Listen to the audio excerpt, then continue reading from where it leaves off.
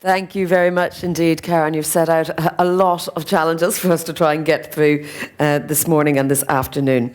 We're going to have our first panel discussion now. So I'm going to talk about the past, the present and the future of EU regulation on connected and automated driving. We'll try and take it in those three stages. Obviously, we know a little bit about the technological and working together challenges. We talked a bit about that yesterday, but this panel we're going to try and focus specifically on the regulatory issues. Of course, in 2019, the Commission adopted the General Safety Regulation, so we'll touch on that, but we're also going to look a little bit further into the future. So please, I would like to have join me on stage. Maeva Rutte is the Deputy Director General in DG GROW of the European Commission. Thank you very much. Grab a seat. Richard Dahm is the President of the Federal Motor Transport Authority in Germany and also Chairman of the UNECE Working Party on Automated and Connected Vehicles. Thank you very much, Richard. Larissa Wendholt is Senior Manager and Head of Innovation at RDW in the Netherlands. Dirk Urkel, Senior Manager and Head of Certification and Regulatory Affairs Safety at Mercedes. And last but by no means least, Sala Sastamoinen is Deputy Director General for the JRC, Joint Research Centre, within the European Commission. So, Sala, you can sit next to me. Thank you very much indeed. We're going to talk from past to present to future, but I'm going to ask everyone to sort of set out your stall initially. Give me your overarching view of how this all connects together. And Maeve, I'll let you start. Thank you. Good morning from my side. Good to see that despite of the lively evening yesterday, we still have quite a full room here. So I do hope that what we discussed today really does matter. So from my side in DG GROW, where we look at the, I would say, the health of the mobility ecosystem, I would like to open this conversation with some remarks on the regulatory side. So indeed, first of all, I would need to thank the organizers, DG Research, who has put together this very timely meeting. And this, of course, allows us to also hear from many practitioners in the field how things are really going. You all certainly know it very well that indeed in 2019 we have put forward the General Safety Regulation, which, as you know, sets the legal framework by developing the type approval requirements necessary for automated vehicles. And these have come to force last year in July. But this, of course, is not the only thing. Commission has also produced further initiatives and communications to really lay out the strategy on connectivity and driving automation. So I'm glad to say that the adoption of the EU Automated Driving System Act last summer has granted the industry in Europe certainty about how things are going to roll out on our markets for automated driving, as we have become the first world region regulating fully driverless vehicles. So in a way, we can be, of course, quite proud of this achievement that the regulation is there. We have, of course, then not stayed still since then. We have worked also further to take the same logic to the global level. So we work closely with the United Nations working groups so that the logic that we have developed would also be useful for harmonization at the global level. And this, I do hope, will provide opportunities for our car manufacturers. But well, also, of course, as we also have heard during these days, the world is not standing still. And while we are preparing legislation, or while we did prepare these pieces of legislation, the vehicles are already coming to our roads here in Europe, as well as in the competing markets of the US, China, and elsewhere. And since we have been discussing a bit the competition, I also took a look what our important competitor in China is doing. And it's quite interesting to see that they are very well, should I say, the objectives they have set to themselves are not surprising, but they are also quite telling. So for 2025, they have said they want to have a fleet of intelligent cars, so not to stay only at laboratory level, but indeed have a fleet already. Then connectivity, a big issue, of course, so that the vehicles would be connecting to pretty much everything. And then third element for their strategy is standardization. And since I also have the hat of the Commission Chief Standardization Officer, I want to also underline this point that indeed having the standards which would be underpinning the automated driving is, I think, an essential element to keep in mind. And then my final point for the opening remarks here is to say that we very much appreciate the work done by our colleagues in the Joint Research Center. I should look at two sides because I have colleagues here on left and right from the Joint Research Center.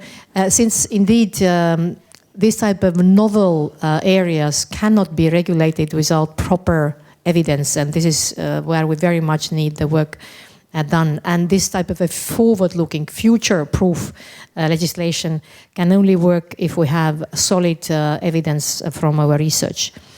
And on the other hand, what we also very much need is really the pilots. We need the feedback from practitioners, because this also will then help us to fine-tune the legislative side and possibly take it forward to the next levels to be fit for the future.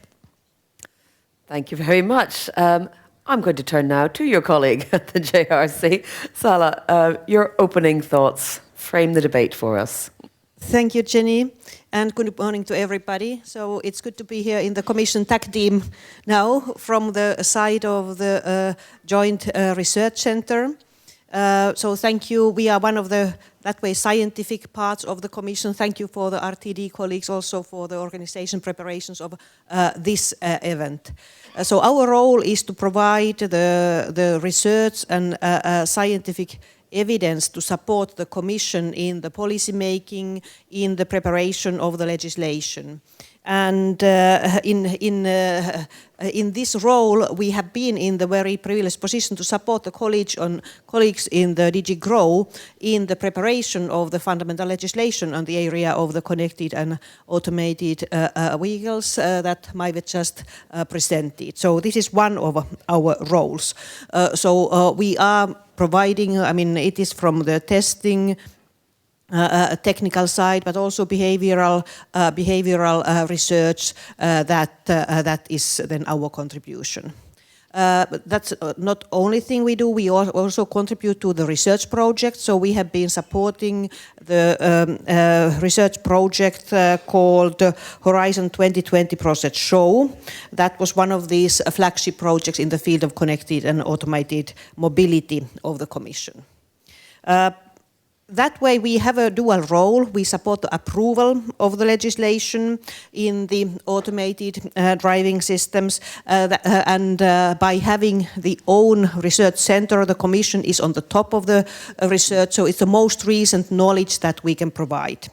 We follow also closely the international developments and contribute to that, as Maive was referring. So which means that my colleagues are there in the technical side of the working groups and committees to ensure that we align also for the international developments, like from the with the UNECE recommendation.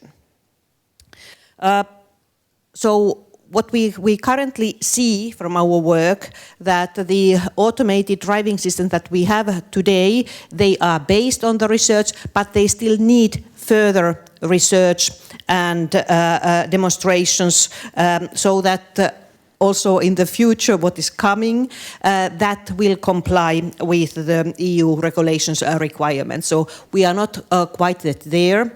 The further work is needed. And these requirements are there indeed to provide for the safety of the automated and connected mobility, and this means that actually that we should get any possible accident level still lower. So the Commission's policy objective of the safe driving, safe mobility is very high in the agenda. So further research, technical development means testing, for example, and what I would be promoting are the living labs that can be used for the testing. So we ourselves are piloting living labs in our testing sites or in our research sites. For example, in Ispra, the sites are big enough to have a number of kilometers of the roads, and they have also citizens, meaning our colleagues. People are moving there. So this is an excellent environment to test automated and connected driving that can be then checked out with the surveys for the users. And I would like to say that we have an open access policy, meaning that it is possible to participate to the calls to use our living lab environments. And this is actually something naturally, it's not only sufficient to have a couple of those that we have in the Europe, but that is a model that we would promote for the member states also to offer in the area of the research. Because when, there's a technical development that's needed, but it is the testing actually, and that's not only testing in the empty roads, it must be testing in an environment where actually the users and everybody who is there in these future cities, wherever we are using the automated connected wheels in that environment. So I think this type of the messages for the first round. Thank you. Thank you very much indeed. I'm glad you mentioned living labs because the whole concept is really exciting. Richard, let me turn to you. Give us your perspective. Nope, it should be. In theory, it should work. Maybe it's working now. Yes, it is. So good morning to all of you, and it's a pleasure to be here. And thank you for having me here at this EUCAD conference. And it's very important that Europe is showing up with regard to connectivity and automation, as other regions in the world do the same with similar conferences also on the topic of automation and connectivity. So it's a great opportunity to exchange and to discuss. I'd like to come to 3 points in my opening remarks or in my statement, introductory statement. One is about the global collaboration. I think it was very important that the European Commission, together with member states, took a step last year with the EU ADS Act and the implementation. But it's also important that we look at the other regions in the world, like China, it was already mentioned, like North America, where a lot of activities in the field of automation are carried on. And the opportunity to have one platform at the UNECE WP29 to discuss the topics and to drive the regulatory part together with other regions in the world in the right direction, in a globally harmonized direction, is a key element for the industry, especially also the European industry, because it's a global market, even if some indicators currently show something which bothers me at least, and some others maybe as well, but I think it's a global market and it will be in the future. And therefore a common approach has to be undertaken in terms of creating a basis for definitions, for a frame of automation and the technology. So it's a key that we have a global collaboration at UNECE. And that's what we try to achieve, even if it is sometimes challenging, not only due to the political situations, but also as we see different approaches, different objectives, as already mentioned before, but it's a key element. So that's the first item, collaboration on a global level. Second item is about the connectivity. Connectivity is, from my point of view, currently underestimated. We are looking very much into the development of automation, but imagine several thousands vehicles on the roads in the cities which are not able to communicate with each other. Currently, the drivers are able to communicate by signs and showing up to others and so on, but that's not possible for automated vehicles.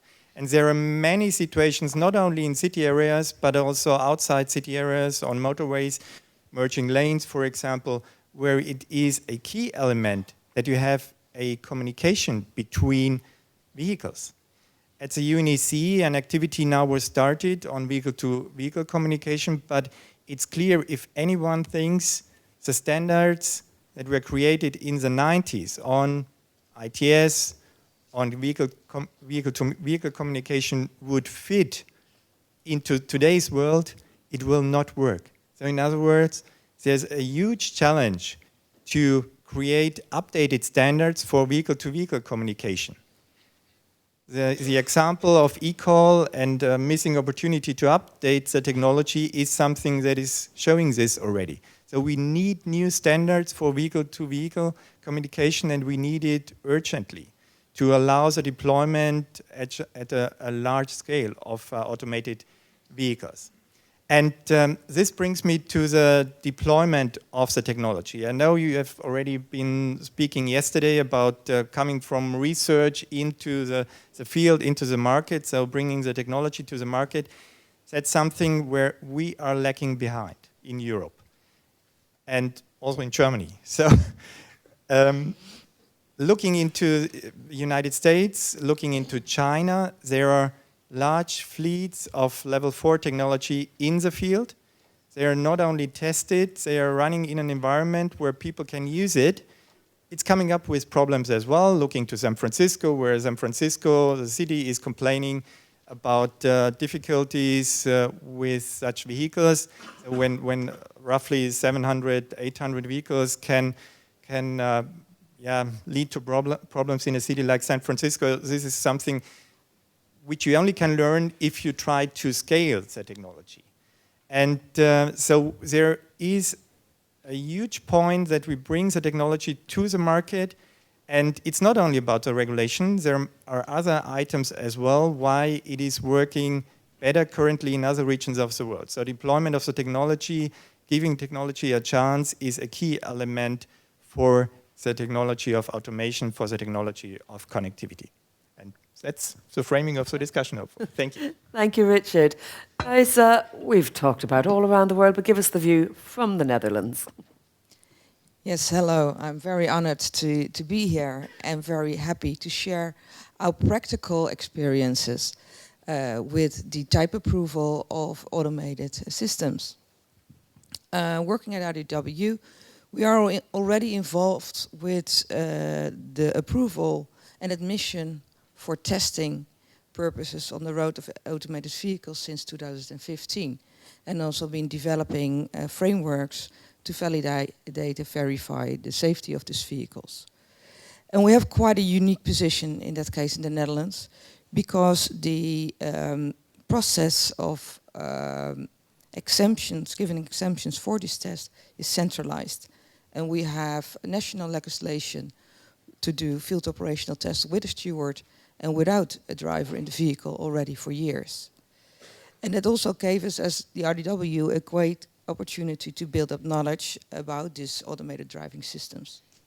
And we've been bringing this practical knowledge to support our ministry on the international tables for the regulations as mentioned, so the EUCAD regulations, and also the European ADS Implementing Act.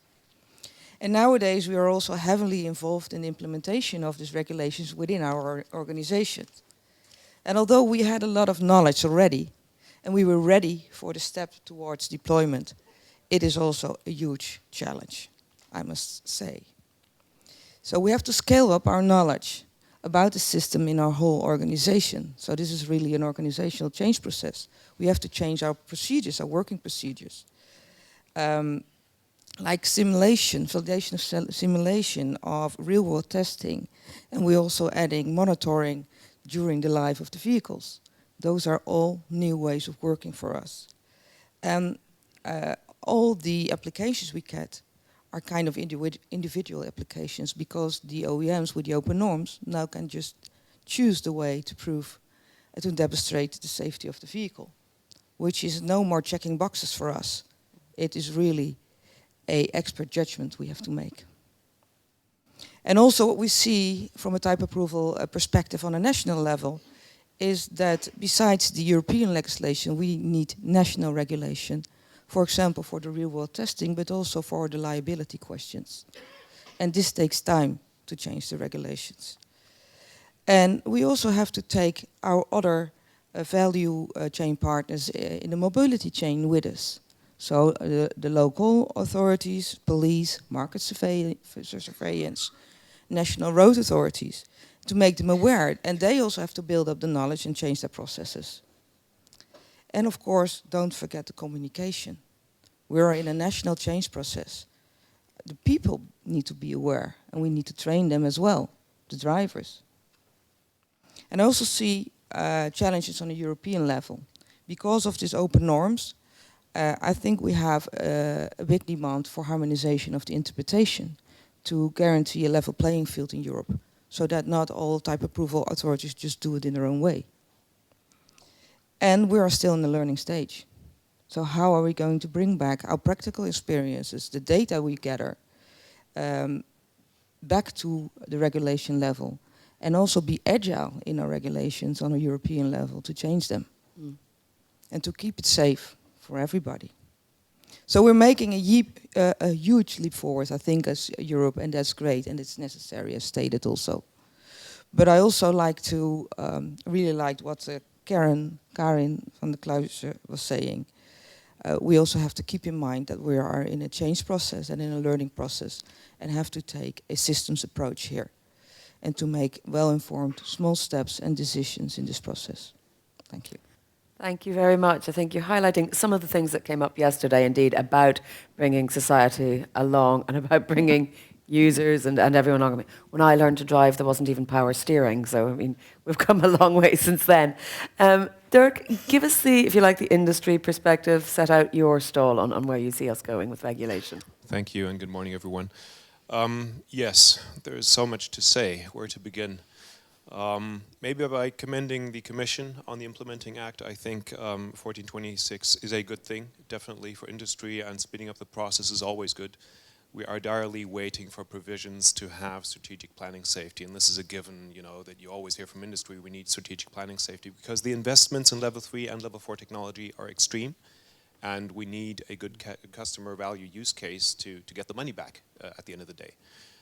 So timing-wise, I think 2025 is not too late. And with regard to region and scope of provisions that may come, I think, you know, for a lot of us in industry, it's not just China and America, it still is, or the US, it still is the European Union and the UNR 58 countries, where we have a future market also for ADS and automation. And that brings me to the next point. I think harmonizing what the Commission is doing with what Richard is doing, GRVA, I think would be a good next step. Unifying what FRAV and VMAT are doing right now with what is in the Implementing Act would also help us in the UNR-related countries. And, you know, there is proof from industry that there is response to those provisions. So our organization was a first responder to I think, very well-crafted UNR 157. We have more than 1,000 customer hours in the field, and this is a mass deployment. It's not a test fleet. It's something you can buy off the shelf and use on German highways. Then we're thankful for the German government of adapting the German road traffic law to level 4 driving. And again, there was an immediate application of that technology together with our colleagues from Bosch here with the AVP at the Stuttgart airport, automated valet parking with more than 1,000 vehicle movements to date, something you can buy off the shelf and use today. So we want this, we need it, and we can apply it. And with regard to how to craft it, I think we're well advised to keep a good equilibrium of safety concerns and design freedom.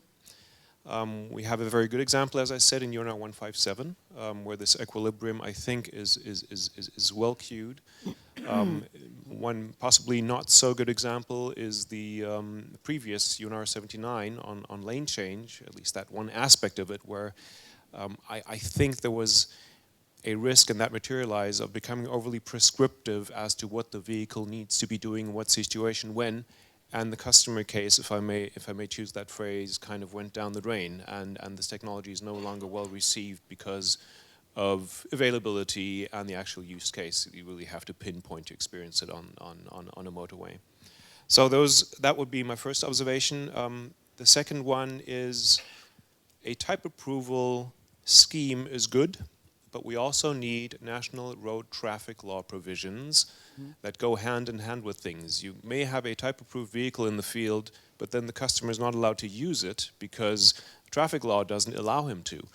And again, kudos to the German government of, back in, I think, Richard, 2017 already, modifying the German traffic law with regard to opening it to level 3 and actually allowing the driver to do something else during level 3 mode. And that is something that is not unified. Of course, these are provisions that are national sovereignty, also in Europe. I think what industry is also awaiting is a harmonized approach, maybe based on some model state practice, like California is in the US. Maybe Germany can be a model state here for other European countries. But that's something we need. Of course, you need some safety and legal safety as a driver to use this technology. One more point. I think my colleague here alluded to this. Communications between automated vehicles and the environment is something that is really at the top of our list. And I'm not speaking as ACEA, but as Mercedes here. And we've addressed this with ADS marker lamps, automated driving system marker lamps with a turquoise color.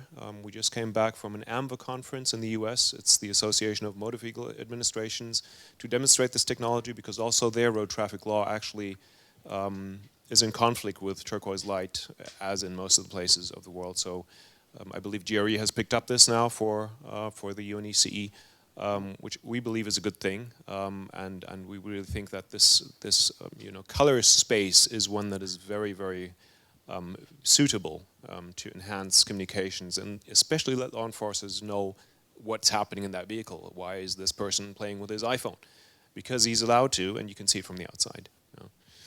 And lastly, and I think we also had this at some point in the discussion so far, cross-border testing is something we direly need. Data, of course, is the currency also that pays into financing automated driving. No doubt about that. I think we made good advances in Germany in centralizing test permits. Maybe this is something that can also precipitate to the union. That would definitely help. Well, thank you. I said we were going to go past, present and future, but I think we've covered all of the spectrum in those first opening remarks. But Maeva, let me come back to you. It's not always that you hear industry praising the European Commission for regulation, so let's take a moment to appreciate that. And the EU it's the first region of the world to regulate level 4 driving automation. How did we get here? What was the bedrock that allowed us to get to this point? Well, I think first it was really the market evolving very fast. It was clear to us, but similarly, of course, I mean, the industry had been knocking on our door. The innovators were very much aware that the market is changing, so we didn't want to be the ones kind of hampering the progress by not being fit for the future with our legislation. And we had, of course, already the privilege that some member states had moved in this space. You mentioned Germany, similarly France, but even a country I know best, I think Estonia had already in 2017 some very relevant legislation adopted allowing automated driving even on public roads. So we, of course, saw the need on one hand to be up to date with legislation so that European car manufacturers or mobility space more broadly could be really the leaders in global innovation. But secondly, also, of course, since we do take responsibility for the single market, we wanted to make sure that it's not member state by member state developing something different, but that we indeed take care and provide this harmonized approach. And that's how this innovative type approval framework came forward. We relied a lot on industry and our innovators and working with member states. And I'm quite happy to say that compared to some other pieces of legislation, which can take quite a long time, this particular piece of legislation was produced within 2 years, which at EU level is an achievement, we should say. We nowadays, of course, see, sorry, with current Commission that we do manage to get some pieces of legislation out even faster. But I would say 2 years is something that we could keep as a relatively kind of a good example indeed. Larissa, talk to me about type approval. What is different with an autonomous vehicle versus usual non-autonomous vehicle type approval? Well, it's a completely new world, I must admit. We used to look at the more technical, mechanical aspects of a vehicle, and we still have to do that. But also we have to look at the digital aspects, like cybersecurity, privacy, and we have to look at the driving skills now. So those are behavioral aspects. So that's a whole other competence profile of our employees. And then also some changes have been made in the whole type approval concept itself. So it's not a once in a lifetime action anymore. The regulations stay applicable to the vehicle during the whole lifetime, which means that the manufacturers stay responsible for the overall safety during the whole lifetime, but we have to keep involved as well as a type approval authority. And then the type approval itself, I also already mentioned the open norms.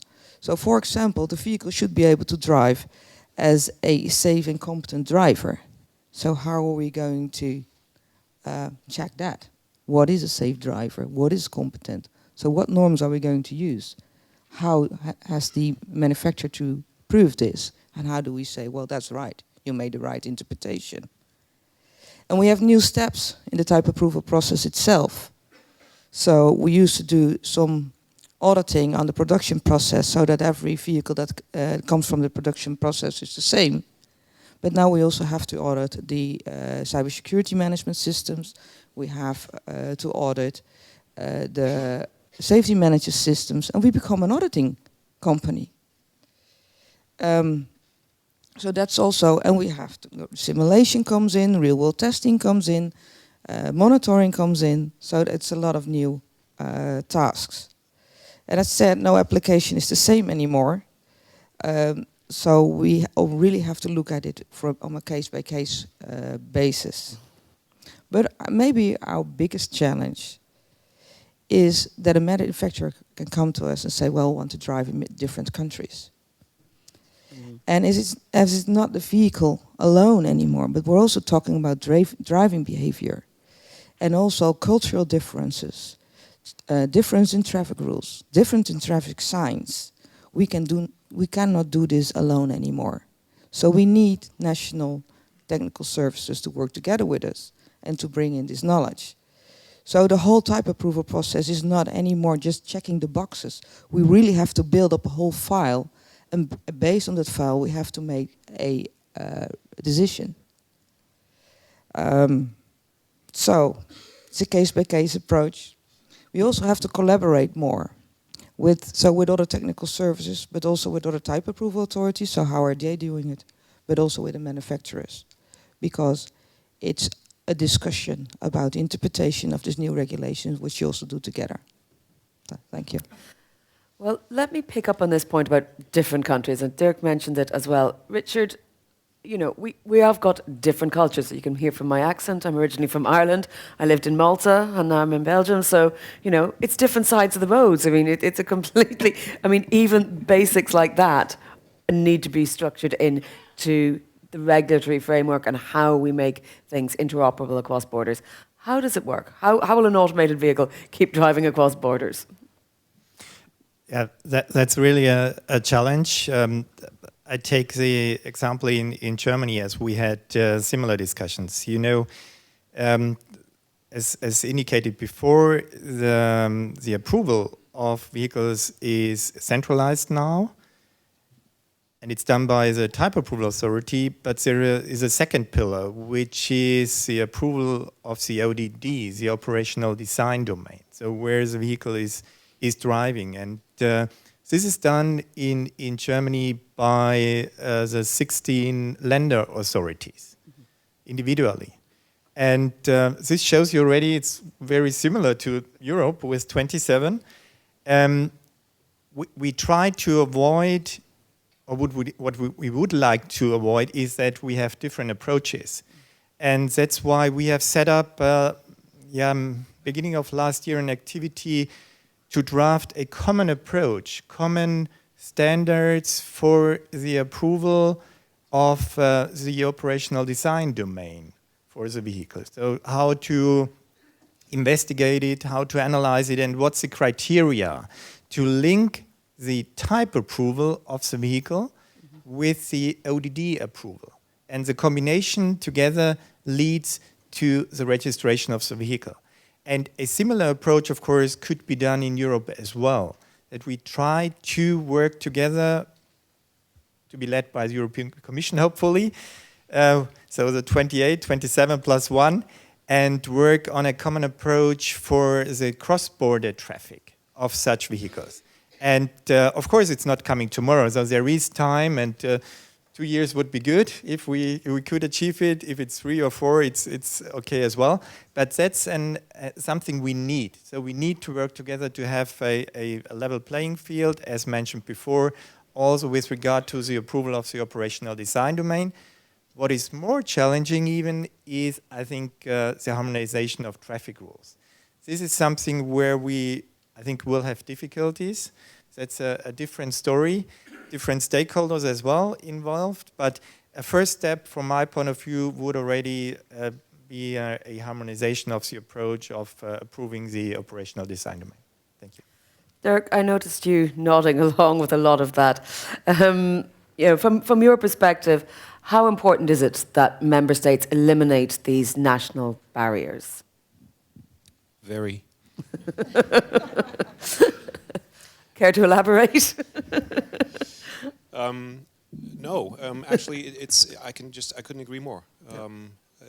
But maybe going back to a point, Larissa, that you said, I think what really did the trick with level 3, and that was the beginning approvals, was the element of the real-world test drive, because this pass-fail, former pass-fail approach, of course, does not work with vehicles taking on driver tasks, and that kind of thought process and scheme is a very fruitful one, where we had a very good cooperation with the technical service, unfortunately not RDW, but the TUV, and that should be a template also for higher automation levels, because you will not be able to come to grips with prescriptive requirements, because you are doomed to fail if you look at the traffic situation that every driver normally needs to handle during the day. You will not be able to write these things down in a specification book. So looking at a real-world test drive and putting a lot of responsibility into the hands of the technical services as well, of course, in evaluating whether this is a pass or a fail, I think is a very, very constructive and auspicious way forward. And again, yes, agree to everything. I can't add. We have technological challenges, of course, with regard to cross-border mobility while maintaining automation levels, which are highly digitized, high-definition maps, for one thing, differential positioning data, stuff like that. But that's the industry side. That's stuff we have to take care of ourselves. That's nothing I think that the legislator can help us with. But traffic, code, and behavioral law is the key to having this intermodality across borders, if you will. I have no clue how this can be approached, honestly, so this would be a question to every one of you in the room who would take the initiative, who the people are that need to speak with one another, whether it's the DOJs, the Departments of Justice, or the traffic administrations in the individual countries, and how to build a forum where every member state also feels comfortable with what is being laid down there and can actually apply this without intricate modifications that then again lead to adjustments for individual ODDs for the manufacturer, because then things get complicated. Well, Sala, I'm going to look to you to solve all these problems for us. We're looking ahead to the future. When are we going to see these vehicles as part of our day-to-day commute? But also, what is the role of research in bridging the gap between the technology that we know is there, even if it's not fully perfect, and the regulation that needs to happen to make it part of the day-to-day commute? No, thank you. So on that way, on two parts, on the when it will be there, and there actually we heard from our keynote speaker Karen, and also now it was just what Dirk also was saying that it's a little bit still or we are in the stage of disillusion. In that sense, that if we think about this kind of the circle, how the new technologies evolve, they come to the market, there's a big hype in the beginning, and that was some time ago, and now we are there that we have actually found out that the deployment to the real life puts challenges. So we are kind of there, but what will, in this theory also, what will come out in the curve comes enlightenment. So that we are indeed solving these problems. But how long it takes, that's very difficult to say. And I think that it's obvious for the participants that we are not talking something that comes like the fully automated driving will come from one day to another. But rather, with these kind of levels of the supported driving, that these come little by little. And for example, what is this kind of the traffic jam chauffeur, the automated lane keeping, or the automated valet parking, these might be quite soon already in the significant numbers. So meaning that if you commute through the motorway and have traffic jams a lot, it might be that you are actually helped quite soon, this part of the automated driving. Then what it looks like, according to our research, that it is the kind of hub-to-hub freight that could come then soon, or sooner than really the urban use of the automated cars in everyday commuting. So, but that also depends. Indeed, it might be that in the some well-organized local systems, it comes faster.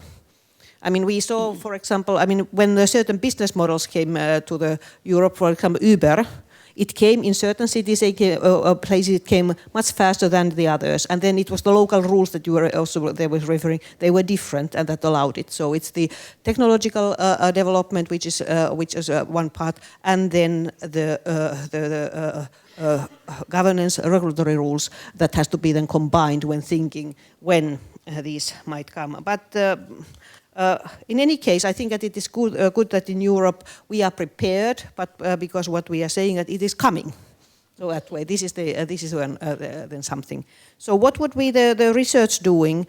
So it is both part. It is part of this technical side that needs more research. So the conditions and requirements for vehicles, and then their testing and validation. Because we know from the side of the, let's say, other elements of vehicles, for example, emissions, it has been really important at the European level. There's then the trusted validation systems and standards. So it is that part that we still also need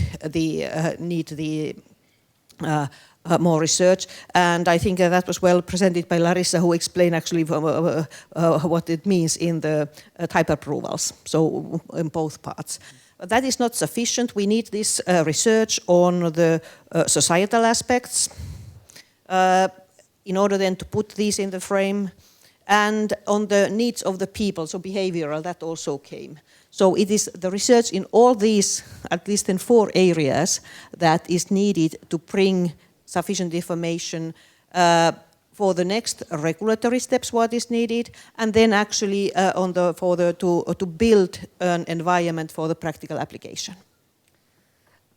Maeva, let me come to you and ask about how regulation will evolve to keep pace if we're looking to the future. We're obviously going to collect data from the first generation of automated vehicles. How will that feed in to ensure that regulation keeps pace with the change on the roads in reality? And I speak with my tech journalist hat on here. I know that the more intelligent my devices get, the more often I need to upgrade the software or patch it or make some sort of minor changes. That's a lot to ask of regulation, which is by its nature a slow-moving beast.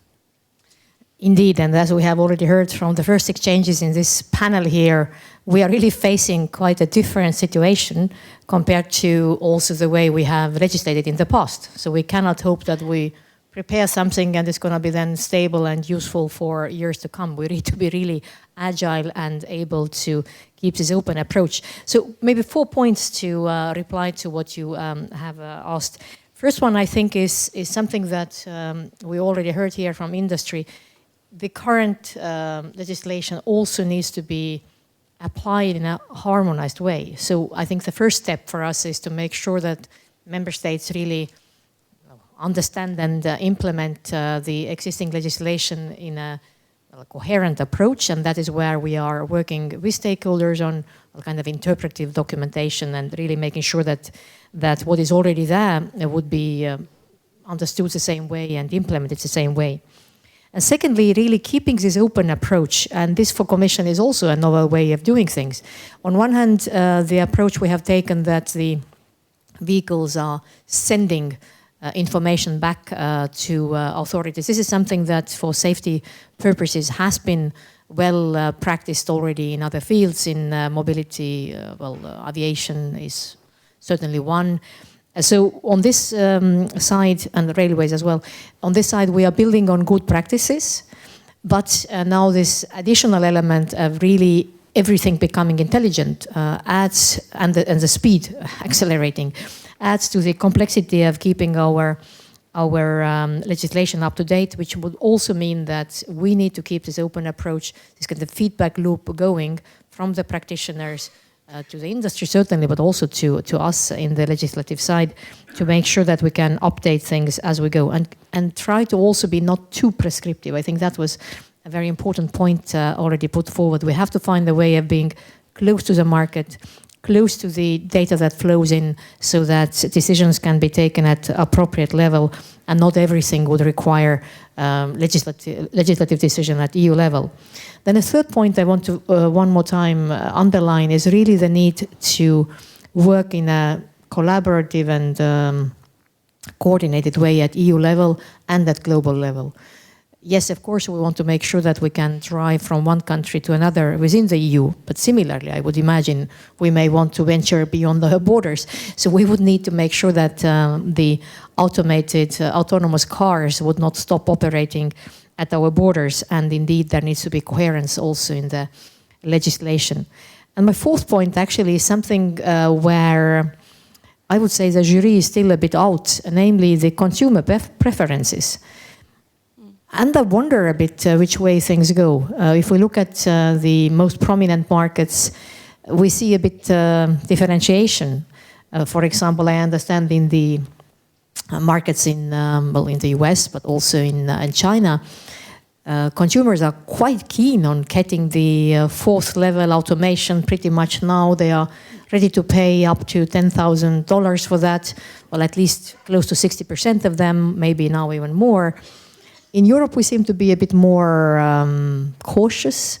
The numbers I saw from Germany were something like 38% of drivers apparently saying that yes, possibly. And this was a number. These are numbers from 2021. Okay, today we are already a bit more advanced. But the point here I want to make is that I think we are in a situation where not everything can be kind of legislated upfront. We need to be able to let people test and learn from this. We see that in places where this, for example, these robot taxis now already operate. Well, again, I need to maybe refer to the Chinese experience, but there are, of course, also other places where similarly we have either deliveries by robot taxis or really robot taxis for people already on the roads. That's where I think more confidence can be built, lessons can be learned, and then also, of course, legislation accordingly can be drafted. So I think we need more testing and real-life experimentation in Europe. Well, as you say, there are cultural differences around the world. In Europe, we're very fond of a gear stick compared to, say, the Americans. I'm going to throw open to the floor any questions for our panel. We have a little bit of time. I see one here. Anyone else? And then, yeah. So I'll let you go. So very interesting conversation, especially around standards. So I would ask, European consumers right now are purchasing vehicles that have lane support system technologies as a direct result of Euro NCAP protocols. And yet the effort by the EC to harmonize road marking standards has collapsed. The working group cannot come up with any kind of recommendation to bring back as far as how to harmonize a standard on something like a road marking, either on maintenance or anything else. Should consumers expect that it would be a different outcome when it comes to something far more complex, which is connectivity and automated driving, if they can't harmonize a basic road marking standard? And if so, why should they feel that there'll be a different outcome? Eva, would you like to take that one? I thought maybe it's for the industry. Well, Dirk, I'll ask you to weigh in a moment, but I'll let you go first. Let me perhaps say that maybe the pressure has not been yet strong enough on one hand. Maybe we have had the luxury of still being, as a continent, very successful, and our industry still, very strong. I think as we are now moving closer to the race for these new technologies really speeding up, we are facing a moment of this kind of so-called burning platform. We just have to jump. We have to be able to come to the agreement on the way we go forward. So again, as Commission and also as Member States authorities, one will have to try again. And I think the other point I made about the consumer preferences also plays a role. As long as people are kind of discussing it in theory, it's a different matter. But once we have a bit of more experience, once we know a bit better what to expect, what to maybe be afraid of, there will be also more interest to really try and find a common way forward. Plus, of course, maybe just to say that next year we're going to have the European elections, and I would imagine that some of these practical life questions will be something that we may want to reflect upon as a mandate, or let's say kind of a request for the next Commission. This is a big issue for anybody. I mean, all we need mobility. So I would imagine that even through this political process, certain requests can be put forward for our policy makers at national as well as European level. So I see it as really a point that certainly will not lose in importance, will rather gain in importance. And we have to find ways of really getting the agreements and moving forward. Dirk, perhaps could we get a little bit of the industry perspective on this? Only perhaps, yes, because we don't do road markings. We're on the other side of the court, so we're using them. And yes, thank you for that input. Couldn't agree more. One similar challenge we have is look at GSR2 and the intelligent speed assist, where we look at traffic signs. So applying a system that the technical service accepts as being viable in a certain percentage in all EU27 countries is cumbersome, to put it mildly, and of course that it gets exceedingly important with regard to communications and communication standards. One quick response to your software update question. Sure. Luckily, and I think we were wise, the legislators were wise to install this, we have the software update regulation 156, where you need to display whether your software has been checked for regulatory feasibility once before you update it, and you need to validate that process with the type approval authorities in displaying that you have a sound management system. And doing this at the advent of deployment of automation technologies was a good thing, because you don't want to have renegade vehicles doing lateral and longitudinal control without having that software update process checked beforehand for regulatory compliance. Thank you. Yes, there was a question here. Yes. Given the complexity of the driving environment, it seems to be a near impossible task to design an approval test that could really determine that the system is going to be safe to operate out on public roads. Where is the role of the safety case in this approval process, in the review of the functional safety and the manufacturer's approach towards developing the system and accounting for all of the hazards it's likely to encounter in public driving? I think, Larissa, do you want to maybe tackle that? And anyone else who wants to weigh in? Not easy questions this morning. No, this is not an easy question.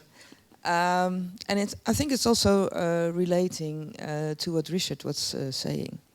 So the difference between the type approval on a vehicle level and the type approval in relation to its, or the admission in relation to the OD. And I think we still have to find our ways there, because this is also where the local authorities come in. And what we've seen from our field operational tests so far, you really need to have the safety case on a local level, as the local authorities also know the specific safety risks in the environment, and especially in the maturity level of the technology at the moment.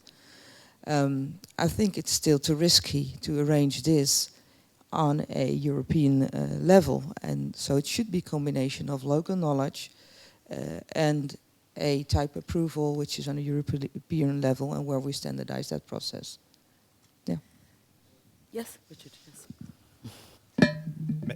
Maybe I can also add, as indicated already earlier, the change in the type approval process.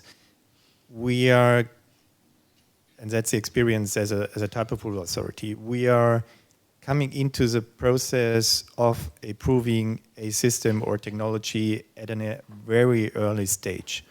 In the traditional manner, it was simply getting a test certificate, doing 1 or 2 checks, maybe also physical checks if necessary, but that's it. And this is changing with the technology. So in other words, you are at a very early stage in the conversation with the manufacturer, with the technical services who are checking the vehicles. So it's not a process that is done in one day, but it's going on over months. And so you get the experience on the functional safety level of a vehicle. Of course, it's up to the manufacturer to provide the functional safety analysis, which is the basis for the approval finally. But I think we are getting more in the way of moving responsibility to a manufacturer. So it's more moving towards a self-certification part that is existing in other regions. So you see for the cybersecurity regulation, as it was mentioned, responsibility of a lifetime, updates that are necessary. So there is a change in the whole process, and this makes it, of course, difficult for approval authorities in some way. Thank you. And I think I said one last question here, yes, before our break. Yeah, thank you so much. My question is about the future of autonomous vehicle and smart mobility. Is it a government-led project? Like I talk from my region, like for example, Dubai, the example of Dubai where the government is leading the code of practice, the standardization, and lately the regulation of having autonomous vehicle on the road on the 14th of last April. Or like, for example, an example coming from Abu Dhabi, which is the capital, where private sector is leading through testing bad, implementing robotaxi, then feeding back to the legislation. That definitely will be harmonized at the later stage. But here we're saying 2 approach. Secondly, for countries like the UAE, Saudi Arabia, and the others, who the autonomous vehicles are coming from Europe or America or any other country. We don't want to end up on like what happened in the rail in that region where one country implement one standard and the other implement the other standard. So from this perspective, Mr. Richard, how we can see the approach in the future? Thank you. Thank you. I mean, it's probably a chicken and an egg question. But Yes, Jennifer, it is in some way, but thank you for the question. I think I can be very brief on this to allow maybe for another question. It was already mentioned. I think all what we can do is to collaborate on a European level and on a global level to avoid what you just described, that everyone comes up with a single approach for its country and so on. It was already mentioned by Maeve that the European Commission, of course, had a clear look on activities that were going on on doing national standards or national regulations in different countries across Europe. And at least from our perspective, Germany and France all did the same. I know we always had in mind to go for a European regulation. So not to draft a national regulation to have a single market in Germany or in France, but to drive automation and connectivity in the right direction on a European level. And that's why we also have got into a conversation in an exchange with the European Commission at a very early stage, trying to put pressure on the whole topic, not on the European Commission, but on the whole topic, as we have seen it to be so important. So collaboration is a key element for what you just described. Thank you. Thank you, Richard. Sala, I'm going to turn to you. A final thought, because we're pretty much out of time, and we've heard a lot from the other speakers, and I want to hear the word from the JRC. Thank you, Jen. Maybe to say that indeed it has been a very interesting panel, and if I look then the needs for the future research, still some points besides this technical research needed for the supporting the work on the type approvals or the validations, and then the testing, from testing protocols to standardization. But it was raised, for example, issue of connectivity and cooperation. So how the different systems will cooperate. So whether it's between vehicles and then on the automated traffic guidance systems, how this goes, and then in the cross-border situations. So I think this is an area where we'll need more research still on the future. And the second area is still also kind of the traffic governance systems. Do we need more development of those?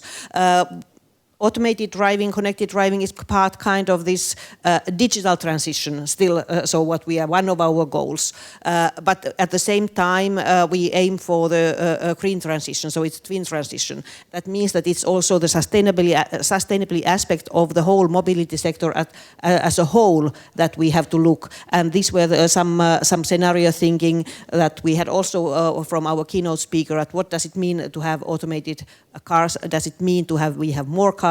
Or does it mean also about the shared ownership, shared using systems? And if it means more cars, what kind of traffic governance we need to keep the sustainability goals, and then the getting to the zero emissions in the CO2 by 2050. So it is this kind of the complexity of the whole mobility system, I think, that needs still more research also for the future. Thanks. Thank you. Thank you very much, Sala. May I have a final word? DG Grow organised the panel. We've tackled the past and the present, much easier to do than tackling the future. So, thank you. From my side, perhaps two messages on very practical side. We, of course, need to be now looking into where can we now expand the actual deployment. So we have been discussing with stakeholders that perhaps there is a need for also pre-deployment testing to be a bit more harmonized in Europe. So that's one area. Currently, member states go on their kind of own pathways. So pre-deployment testing, perhaps further harmonization, but indeed, stakeholders should tell us whether this is useful.